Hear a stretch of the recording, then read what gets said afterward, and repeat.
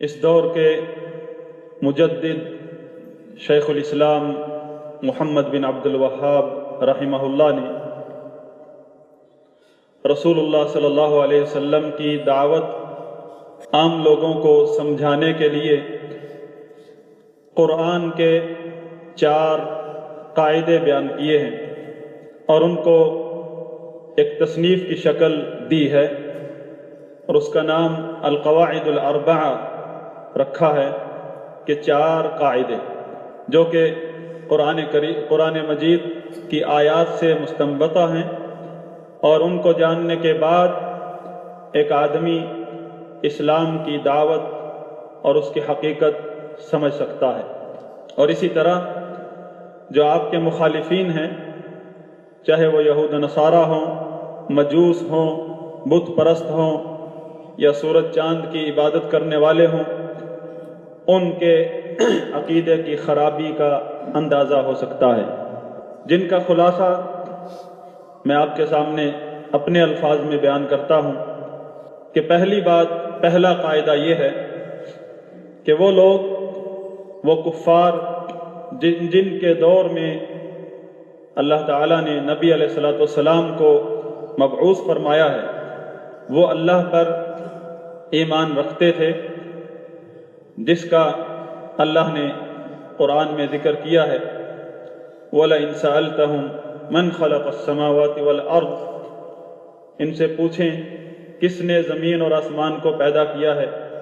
دوسری آیات میں آسمانوں اور زمینوں میں کون ہے جو رزق پہنچاتا ہے، کون ہے جو تدبیر کرتا ہے، کون ہے جو بارشیں برساتا ہے، کون ہے جس نے تمہیں پیدا کیا ہے؟ اس کا جواب ان کا ایک ہی تھا جس کے بارے میں اللہ تعالیٰ نے مختلف آیات نازل فرمائی ہیں کہ اللہ، یعنی وہ اللہ کی ربوبیت، کہ اللہ کے خالق، مالک، رازق، حاکم اعلیٰ ہونے پر وہ ایمان رکھتے تھے۔ سورہ یوسف کی جو آیت ہے وَمَا يُؤْمِنُ أَكْثَرُهُمْ بِاللَّهِ إِلَّا وَهُمْ مُشْرِكُونَ، کہ ان کی اکثریت اللہ پر ایمان لانے کے باوجود وہ شرک کرتے ہیں۔ سیدنا ابن عباس رضی اللہ عنہما اس کی تفسیر میں فرماتے ہیں کہ یہ مشرکین کے بارے میں نازل ہوئی ہے کہ اگر ان سے پوچھو کہ کس نے آسمان اور زمین کو پیدا کیا، تو وہ کہتے ہیں اللہ نے۔ تمہیں کس نے پیدا کیا؟ اللہ نے۔ رزق کون دیتا ہے؟ اللہ دیتا ہے۔ یہ سب جواب مشرکین کے ہیں۔ ان کا یہ ایمان اللہ نے ذکر کیا ہے کہ وہ اللہ پر ایمان رکھتے ہیں اور اس کے باوجود وہ شرک کرتے ہیں۔ لہذا اللہ کی ربوبیت پر ایمان کہ اللہ ہی خالق ہے، اللہ ہی مالک ہے، اللہ ہی رازق ہے، اللہ ہی حاکم اعلیٰ ہے، یہ ایمان ان کو اسلام میں داخل نہ کر سکا اور نہ ہی وہ اللہ کے ہاں جنت کے حقدار قرار دیے گئے، بلکہ ان سے اللہ کے رسول صلی اللہ علیہ وسلم نے جنگیں لڑیں۔ یہ تو پہلی بات تھی، پہلا قاعدہ ہے جو قرآن میں ذکر ہوا ہے کہ مشرکین کا جو عقیدہ تھا اللہ کے بارے میں وہ ایسے نہیں تھا جیسے ہمارے کچھ لوگ سمجھتے ہیں کہ شاید وہ اللہ کو جانتے ہی نہیں تھے۔ میدان جنگ میں ابو جہل مشرکین کا سردار پکار رہا ہے اللہ کو، اور اللہ کا رسول اور اس کا لشکر اس کو دیکھ رہا ہے۔ اللہم ان کان ھذا ھو الحق، اے اللہ اگر یہی حق ہے جو محمد صلی اللہ علیہ وسلم لے کر آیا ہے، فامطر علینا حجارۃ من السماء، تو ہم پر پھر پتھروں کی بارش کر دے آسمان سے، او ائتنا بعذاب علیم، یا ہم پر دردناک عذاب نازل کر دے۔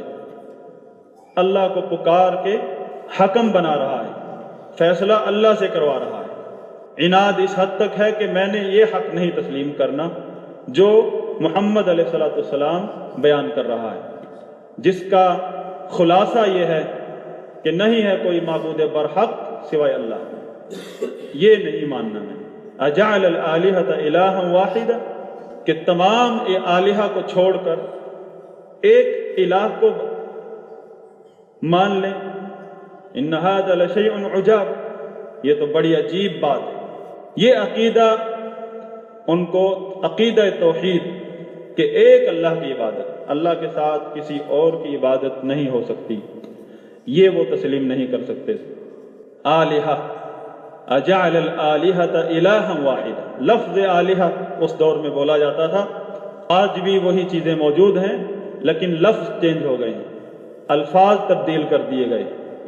الفاظ کے تبدیل کرنے سے چیزوں کا حکم نہیں تبدیل ہو جاتا۔ وہی آلہہ، انہی آلہہ کے معنی میں آج مختلف عقائد پھیلے ہوئے ہیں کہ اس پوری دنیا کو چند اقطاب قطب چلاتے ہیں۔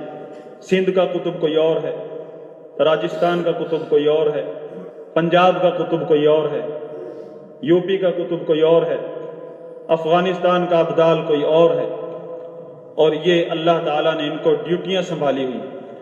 اس طرح کے مجانین آپ کو معاشرے میں ملیں گے جنہوں نے یہ عقیدہ کہیں سے لیا ہے، مختلف نام ہیں، اور ایسے لوگوں کو لا الہ الا اللہ کا معنی بھی اگر آپ سمجھانے کی کوشش کریں تو مارنے کے لیے آئیں گے، آپ ہاتھ سے آپ کے منہ کو بند کریں گے۔ دوسری بات جو کہ شیخ الاسلام محمد بن عبد الوہاب رحمہ اللہ نے القواعد الاربعہ میں ذکر کی ہے کہ وہ لوگ، ہمارے ذہن میں بھی یہ سوال آ سکتا ہے کہ جب وہ اللہ پر ایمان رکھتے تھے تو پھر وہ شرک کیوں کرتے تھے؟ جب ان کا ایمان ہے، دینے والا داتا اللہ ہے، بچے دینے والا، بارش دینے والا، نفع نقصان کا مالک اللہ ہے، یہ سب کچھ وہ مانتے ہیں، اس کی تصدیق اللہ کا قرآن کرتا ہے، پھر ان کو شرک کی کیا ضرورت پڑی؟ اور وہ کیا شرک تھا جو وہ کرتے تھے؟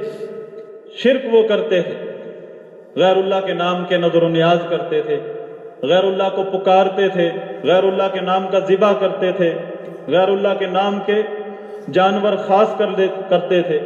ان کا یہ ایمان ان کو کام کیوں نہ آیا؟ جبکہ ان کا عقیدہ ہے دے گا اللہ، کوئی اور دے نہیں سکتا۔ ان کا ایک ہی جواب تھا، دو لفظوں میں، قرآن میں، حدیث میں، کہیں بھی انہوں نے یہ نہیں کہا کہ اللہ نے فلاں کو طاقت دی ہوئی ہے، وہ ٹانگ کا علاج کر دیتا ہے، اور فلاں کو طاقت دی ہوئی ہے، رکی ہوئی بارش کو برسا دیتا ہے۔ اس طرح کے کہیں بھی عقائد ان کے ذکر نہیں ہوئے۔ ان کا ایک ہی جواب تھا، ما نعبدهم الا ليقربونا الى الله زلفى۔ وہ اس بات کا اقرار کرتے ہیں کہ ہم یہ جو عبادت کرتے ہیں، نظر و نیاز ہو، پکارنا ہو، ذبیحہ ہو، اس کا ایک ہی مقصد ہے، الا ليقربونا الى الله زلفى، کہ یہ جو عمل ہے ہمارا، یہ جو غیر اللہ کی نظر و نیاز، عبادتیں، عقیدتیں، یہ عمل اللہ کے قریب کرتا ہے ہمیں، یہ تقرب کی نیت سے ہم کرتے ہیں۔ جیسے ہم نماز پڑھنے آئے ہیں، تقرب کے لیے آئے ہیں، یا کوئی اس کا بعد میں کوئی چیز تقسیم ہوگی۔ نماز ہم اعمال کرتے ہیں، اس کا ہدف کیا ہوتا ہے کہ قبول ہو جائے اور اس پر جو اللہ نے اجر و ثواب رکھا ہے وہ ہمیں مل جائے۔ یہ تقرب کے اعمال ہیں۔ ان کے تقرب کے اعمال یہ تھے۔ اگر انہیں بارش بھی چاہیے تو تقرب اللہ کا حاصل کرنا ہوتا تھا، اور ذبیحہ کسی بت کے نام کا، غیر اللہ کے نام کا، لیکن لینا کس سے تھا؟ اللہ دے گا اللہ، لیکن ہمارے اس عمل سے اللہ خوش ہوگا، ہمیں تقرب حاصل ہوگا، ہماری مرادیں پوری ہوں گی۔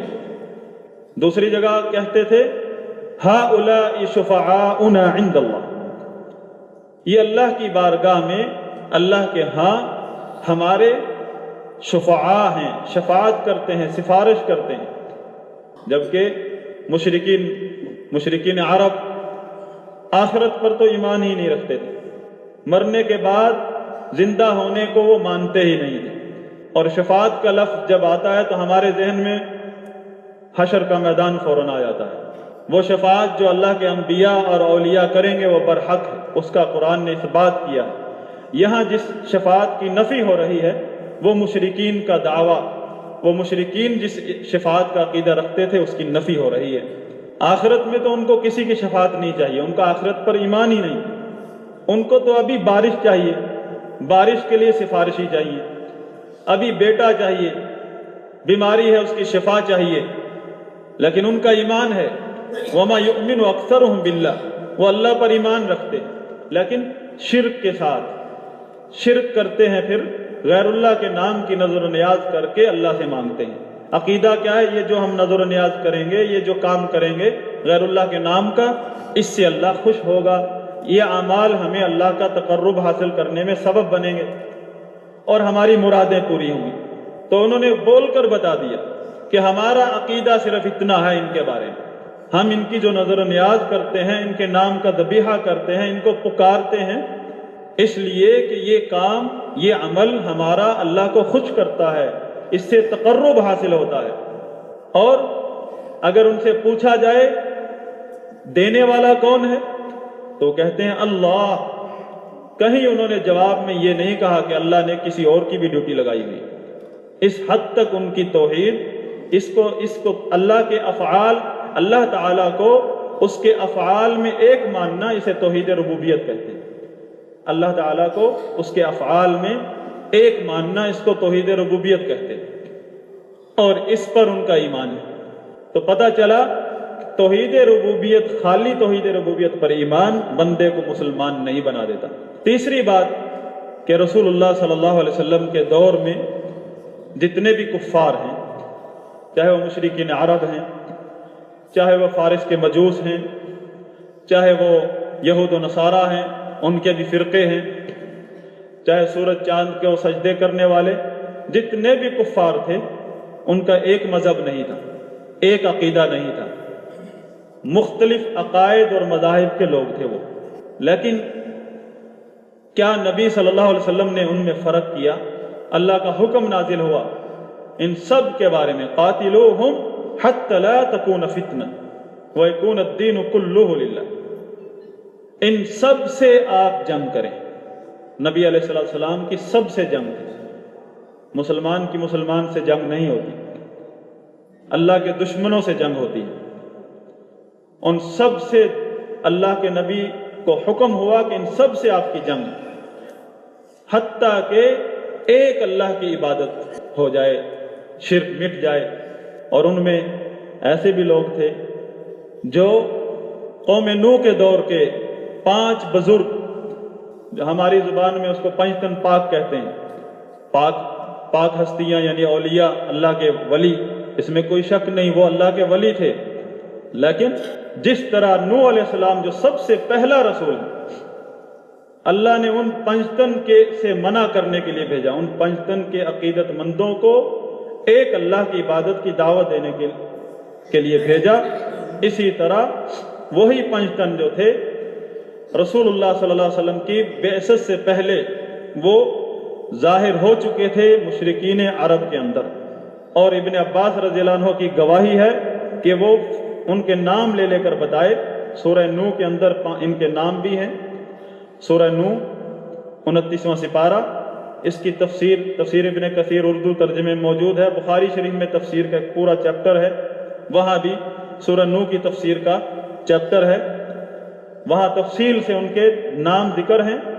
اور ابن عباس رضی اللہ عنہما نے ان کی جگہ بھی بتائی کہ ان کے دور میں، نبی صلی اللہ علیہ وسلم کے دور میں وہ کہاں کہاں ان کی عبادت ہو رہی ہے، کن کن قبائل میں وہ اس وقت موجود ہیں۔ کیا وہ خالی پتھروں کی عبادت کرتے تھے؟ اگر خالی پتھروں کی عبادت کرنی ہوتی تو پہاڑ بڑے بڑے موجود تھے ان کے پاس۔ وہ اولیاء کے نام کی مورتیاں تھیں، 5 اولیاء کے نام کی، جن کا ذکر سورہ نوح میں ہوا۔ تو نبی علیہ السلام کے دور میں ان پنجتن کا بھی، ان کی بھی عقیدت چل رہی تھی، جن کے اولیاء ہونے پر نیک ہونے کی گواہی رسول اللہ صلی اللہ علیہ وسلم نے دی۔ اور اللہ کے فرشتے، ہمارا ایمان ہے، ایمان کا رکن ہے کہ ہم ان پر ایمان لائیں کہ وہ اللہ کے اولیاء ہیں، اللہ کے بندے ہیں مقرب۔ مشرکین مکہ، مشرکین عرب اللہ کے فرشتوں کو، جو کہ اللہ کے نیک بندے ہیں، اولیاء ہیں، ان کو اللہ کی بیٹیاں مانتے تھے اور ان کو پکارتے تھے، ان کے نام کے نذرانے شرک کرتے تھے۔ اسی طرح جس دن فتح مکہ ہوا، نبی علیہ الصلوۃ والسلام نے جب خانہ کعبہ کو صاف کروایا تو وہاں ابراہیم علیہ السلام اور اسماعیل علیہ السلام کی شکل کے بت بنائے ہوئے نکلے تھے. یعنی ابراہیم علیہ السلام اور اسماعیل علیہ السلام کو تو وہ مانتے تھے، اور ان کے نام کے بت انہوں نے رکھے ہوئے تھے شرک کرنے کے لیے. کہیں بھی انہوں نے شیطان کا بت نہیں بنایا تھا، یا فرعون کا، کسی کافر کا. اللہ کے اولیاء کے عقیدت رکھی تھی. کسی بھی دور میں نبیوں کی مخالفت کرنے والی جو قومیں ہیں جن پر اللہ کا عذاب آیا ہے نبیوں کی بات نہ ماننے کی وجہ سے، ان کا جو جرم تھا وہ شرک تھا، اور اس شرک کی جو بنیاد تھی وہ اللہ کے اولیاء کرام سے محبت میں غلو، حد سے بڑھنا اور ان کے نام کی مورتیاں بنانا. اس کا پوری تاریخ انسانیت میں شرک موجود نہیں تھا. پہلا شرک جو قوم نوح میں آغاز ہوا، اس کا آغاز ہی 5 اولیاء کرام کی مورتیوں سے ہوتا ہے.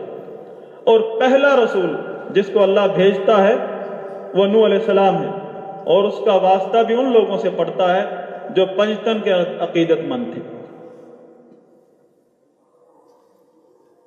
کوئی شیطان کے عقیدت مند نہیں تھے، بلکہ شیطان تو خوش ہو رہا تھا اس کام کو دیکھ کر کہ اللہ کو ماننے والے اللہ کے رسولوں کے کیسے دشمن بن جاتے ہیں. اللہ کو ماننے والے اور اللہ کے رسولوں کو قتل کرتے ہیں، نعوذ باللہ. اور تاریخ ہے نبیوں کی، ایک دن میں 200 نبیوں کو شہید کیا گیا. ان کی اس بات کی وجہ سے ہاتھ پکڑ کے منہ میں ٹھونستے تھے کہ ہمارے سامنے یہ بات مت کرو، لا الہ الا اللہ کی تشریح مت کرو، ہمارے باپ دادا غلط تھے. اور اللہ کے نبیوں پر یہ الزام لگاتے تھے کہ اولیاء کے گستاخ، جن اولیاء کے ہم عقیدت مند ہیں یہ گستاخ. اور اس گستاخی کے جرم میں قتل کرنے تک پہنچتے تھے. در بدر تو ہر نبی کو کیا گیا. محمد بن عبد الوہاب رحمہ اللہ، جو کہ موجودہ دور کے مجدد ہیں، امام ہیں، شیخ الاسلام ہیں، امام الدعوہ ہیں، الدعوت المحمدیہ، رسول اللہ صلی اللہ علیہ وسلم کی دعوت کو جس کو لوگوں نے، مسلمانوں نے پس پشت ڈال دیا تھا، انہوں نے اس کا جھنڈا بنایا. وہ جماعتوں والا جھنڈا نہیں، یعنی اس کو اپنی دعوت کا شعار بنایا. یہی اول، یہی آخر، لا الہ الا اللہ محمد الرسول اللہ. اور یہ بھی بات ذہن میں رکھیں، لا الہ الا اللہ جو کہ کلمہ توحید ہے، یہ توحید اس وقت تک کامل نہیں ہوتی جب تک محمد رسول اللہ کا حق نہیں ادا کریں گے. جن لوگوں نے بھی محمد رسول اللہ کے حق میں کوتاہی کی ہے یا ڈنڈی ماری ہے، ان کی توحید کبھی بھی مکمل نہیں ہو سکی، اور انہوں نے دنیا میں فساد ہی مچایا. آپ دیکھ لیں، شیخ الاسلام ابن تیمیہ رحمہ اللہ 7-8 صدی پہلے گزرے ہیں، انہوں نے توحید کے مسائل کھول کھول کر بیان کیے. محمد بن عبد الوہاب رحمہ اللہ کو 3 صدیاں ہو چکی ہیں. کہیں مسلمانوں کے اندر قتل و غارت، تکفیر کا فتنہ نہیں پھیلا، کہیں بھی مسلمانوں پر کفر کے فتوے نہیں لگے، مسلمانوں کو واجب القتل نہیں قرار دیا گیا. لیکن جب سے یہ منحوس گروہ اس امت میں پیدا کیا گیا، اخوان المسلمین، ان لوگوں نے شیخ الاسلام کی کتابوں کو اٹھایا اور اپنے افکار کے ساتھ اس کو گندا کیا، اور لوگوں کے سامنے اس توحید کو اپنی تکفیری توحید کے نقشے میں پیش کیا. جبکہ اہل سنت کا یہ منہج واضح ہے کہ اگر کوئی کلمہ گو بندہ، مسلمان آدمی جس کا محمد رسول اللہ صلی اللہ علیہ وسلم پر ایمان ہے، لا الہ الا اللہ پر ایمان ہے، اس سے کوئی کفر سرزد ہوتا ہے تو اس کو اسلام سے خارج کرنے کے اس کے لیے بہت بڑا پروسیجر ہے کہ اس پر کفر کا فتویٰ ایک تو ہر آدمی لگا نہیں سکتا. دوسرا، جو علماء اس پر لگاتے ہیں وہ وقت کے کبار علماء ہوتے ہیں، اور وہ بھی دیکھتے ہیں چند شرائط ہیں، اگر وہ شرائط اس کے اندر ساری کی ساری موجود ہوں، اور کچھ ایسی باتیں ہیں کہ ان میں سے اگر ایک بات بھی اس بندے کے اندر موجود ہوئی تو کفر کا فتویٰ نہیں لگے گا. چاہے آپ نے آنکھوں سے دیکھا اس کو کفر کرتے ہیں۔ کفر الگ چیز ہے، کفر کا بیان کرنا کہ یہ کفر ہے، ایسا کرنے سے بندہ اسلام سے خارج ہو جاتا ہے، ایسا کرنے والے کا تعلق نہیں اسلام سے، یہ شروع سے اہل سنت کا یہ اصول ہے، ائمہ نے ایسے ہی دین بیان کیا۔ اور آج کل کے تکفیری لوگ وہ ان چیزوں کو اپنے مقاصد کے لیے استعمال کرتے ہیں، وہ سمجھتے ہیں اس میں کفر کا فتویٰ فلاں پر لگ گیا۔ یہ قواعد مسلمانوں کو ان کا دین سمجھانے کے لیے ہیں، مسلمانوں کو اسلام سے خارج کرنے کے لیے نہیں۔ یہ مسلمان کو، جس کا بھی اللہ کے رسول صلی اللہ علیہ وسلم پر ایمان ہے، اس کو اس کا دین سمجھانے کے لیے، اس کو اسلام اور شرک میں فرق سمجھانے کے لیے یہ اللہ کے بیان کردہ قواعد ہے، قرآن ہے۔ یہ قرآن پڑھ کر ایک مسلمان اپنے ایمان کی تجدید کرتا ہے، اگر کہیں غلط چل رہا تھا تو اس توبہ کی اس کو اللہ توفیق عطا کرتا ہے، رجوع کرتا ہے۔ جو تیسری بات تھی کہ نبی علیہ السلام کے دور میں جتنے بھی کفار تھے وہ مختلف عقائد کے لوگ تھے۔ مشرکین مکہ کے بارے میں مختصر آپ کے سامنے بیان کیا، یہود و نصارہ کے بارے میں آج ہمارا بچہ بھی جانتا ہے کہ ان کا بنیادی عقیدہ کہ عیسیٰ علیہ السلام کو وہ اللہ کا بیٹا کہتے ہیں، اور اس کو اور اللہ کے بارے میں، معبود کے بارے میں ان کا عقیدہ تثلیث ہے کہ اللہ تعالیٰ عیسیٰ علیہ السلام اور مریم علیہ السلام، یا بعض فرقے کہتے ہیں عیسیٰ علیہ السلام اور جبریل علیہ السلام میں حلول کر گیا۔ حلول جیسے چینی پانی میں حل ہو جاتی ہے تو پانی اور چینی ایک نظر آتا ہے، یہ کفری عقیدہ ہے۔ اللہ تعالیٰ نے اس کا رد بھی کیا اور فرمایا یہ لقد کفر الذین قالوا ان اللہ ثالث ثلاث، یہ ان کے کفر میں شک نہیں ہے، لیکن نبی علیہ السلام نے یہ نہیں دیکھا یہ تو نبی کو پکارتے ہیں، یہ تو ولی کو پکارتے ہیں، یہ تو ولیوں کو پکارتے ہیں، یہ تو کسی شیطان کو تو نہیں پکارتے، یہ تو فرعون کو تھوڑا انہوں نے بت بنایا ہے۔ اللہ کے نبی صلی اللہ علیہ وسلم پر جو حکم نازل ہوا سب برابر تھا، یہ سب برابر ہے۔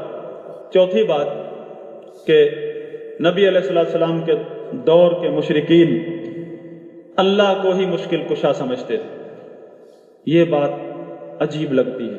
ہماری تو توحید کانفرنس کا خلاصہ یہی ہوتا ہے، یا اللہ مدد، اللہ مشکل کشا۔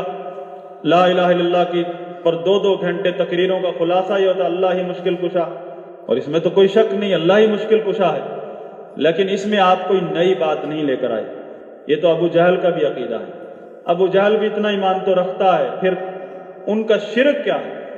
شرک وہ آپ کو بتا دیا اللہ تعالیٰ نے کہ ان کے شرک کی حقیقت یہ وسیلے کا شرک، ان کو وسیلہ بنایا ہم نے، دینے والا تو اللہ ہے، لیکن مشکل میں جب چاروں طرف سے گھر جاتے تھے تو یہ وسیلے بھی چھوڑ دیتے تھے۔ اب یہ بات بھی دیکھیں، فَإِذَا رَكِبُوا فِي الْفُلْكِ دَعَوُا اللَّهَ مُخْلِصِينَ لَهُ الدِّينَ حُنَفَاءَ فَلَمَّا نَجَّاهُمْ إِلَى الْبَرِّ إِذَا هُمْ يُشْرِكُونَ۔ نبی کی یہی تو دعوت تھی نبیوں کی، وَمَا أُمِرُوا إِلَّا لِيَعْبُدُوا اللَّهَ مُخْلِصِينَ لَهُ الدِّينَ حُنَفَاءَ، کہ جتنے بھی نبی آئے انہوں نے اپنی قوموں کو یہی دعوت دی کہ اللہ کو پکارو، اللہ کی عبادت کرو، سب گمراہ عقیدوں سے ہٹ کر ایک اللہ کی عبادت کرو۔ اور اللہ تعالیٰ بتا رہا ہے کہ مشکل میں وہ اسی بات پر آ جاتے تھے۔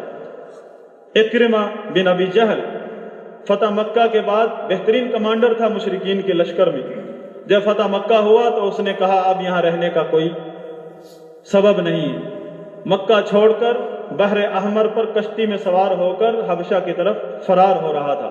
کشتی میں راستے میں سمندر میں طوفان آ گیا، اور ان کے مسلک کے مطابق، ان کے دین کے مطابق اعلان کیا کشتی والے نے کہ اب سب کو چھوڑ دو، ایک اللہ کو خالص توحید کے ساتھ پکارو۔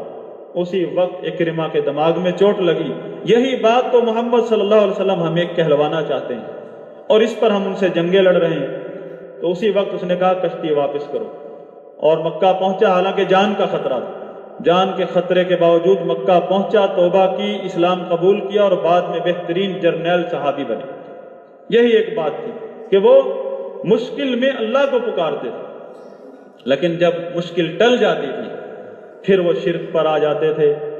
اور جب ان کو کہا جاتا کہ اللہ کے نازل کردہ دین کی پیروی کرو، اس بات کو مانو۔ تو کہتے تھے بل نتبع ما وجدنا علیہ آباءنا، ہم تو اپنے باپ دادا کی پیروی کریں گے جو ہم نے دیکھا تھا۔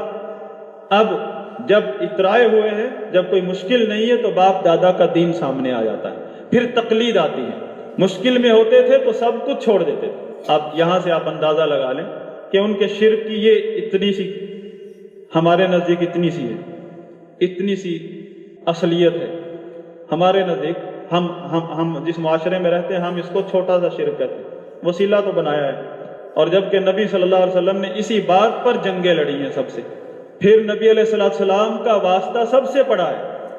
آپ نے جب مدینہ میں اپنی ایک ریاست کی کمان سنبھالی تو وہاں سے اپنا گورنر بھیجا اور اس کو حاکم بھی بنایا اور داعی بھی بنایا، معاذ بن جبل رضی اللہ عنہ، اور اس کو خبردار کیا کہ تو جو جا رہا ہے یمن کی طرف جا رہا ہے، وہاں اہل کتاب ہے۔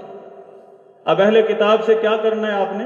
ان کی کتابیں کھول کھول کر صفحہ نمبر 2، صفحہ نمبر 1 نمبر بتانا شروع نہیں کر دینا، یہ نہیں بتایا۔ یا ان کے ساتھ مناظرے کرنا کہ اللہ کا عیسیٰ علیہ السلام اللہ کا بیٹا ہے یا نہیں ہے۔ عیسیٰ علیہ السلام کی جب بات آئی، اللہ نے قرآن میں فرما دیا ان مثل عیسیٰ کا مثل آدم، عیسیٰ علیہ السلام کی مثال آدم جیسی ہے۔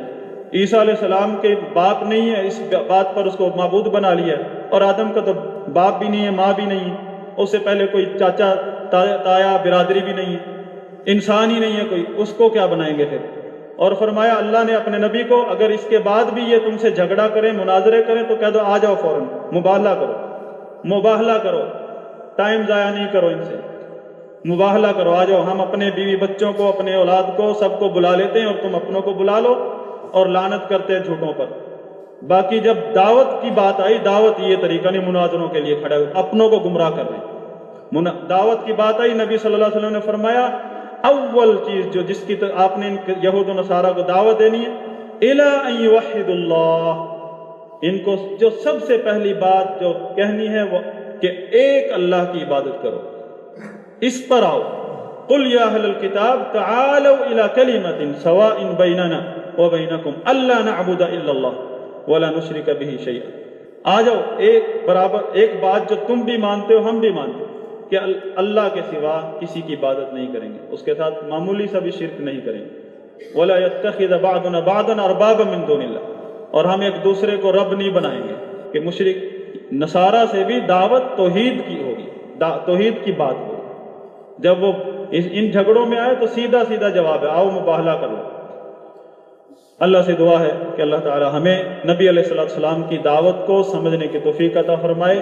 یہی دعوت اصل اسلام ہے، اور اس دعوت کی غیاب کی وجہ سے ہمارے اندر سے وہ طاقت ختم ہو گئی ہے، ایمان کی طاقت، جس کی وجہ سے اللہ نے اس امت کو، اس قوم کو غلبہ دیا ہے کئی صدیاں، اب بھی غالب ہے یہ قوم الحمدللہ۔ لیکن اگر آپ چاہتے ہیں، ہم چاہتے ہیں کہ اپنے اسلاف کی طرح سرخرو ہو، تو آئیں اس دعوت کی طرف، اپنے بچوں کو، اپنی عورتوں کو، اپنے بھائیوں کو، اپنے ممبروں کو اس دعوت سے آباد کریں، اس دعوت کو سمجھائیں۔ اللہم اعز الاسلام والمسلمین